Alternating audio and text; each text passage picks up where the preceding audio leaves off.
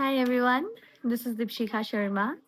Welcome back to my YouTube channel. If I'm uploading this on YouTube and if I'm uploading this on Instagram, then hey there, all my friends. So, मैले आज चाहिँ एउटा मैले 2024 March महिनामा एउटा कविता लेखेकी थिएँ.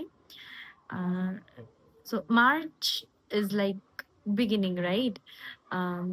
बसन्त ऋतुको आगमन भएको महिना फरवरी भए तापनि बसन्त ऋतुले बिग पक्रने महिना चाहिँ मार्च हो जस्तो मलाई लाग्छ. अनि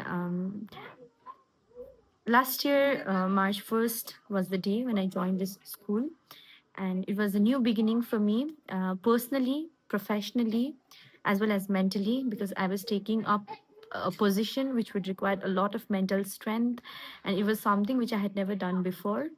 So I'm so glad एक वर्ष मैले जे जति आफ्नोबाट दिन सकेँ दिन पाएँ है, र अझै आउने दिनमा पनि दिनेछु, प्रोफेसनल फिल्डमा, पर्सनल फिल्डमा, अनि साथसाथै अरू सबैतिर पनि.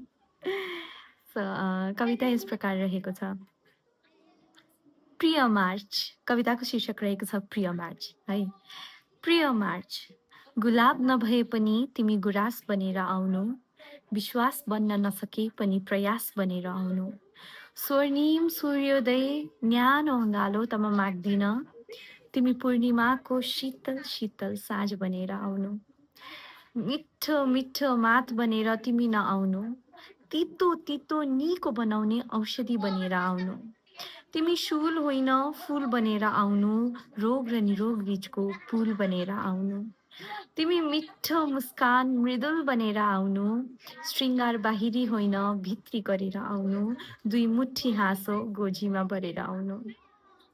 प्रिय मार्च, धेरै अपेक्षा त म केही राख्दिन, तिमी बस एउटा अठोट आँट बनेर आउनु, विश्वास बन्न नसके पनि प्रयास बनेर आउनु, गुलाब बन्न नसके पनि तिमी गुराँस बनेर आउनु.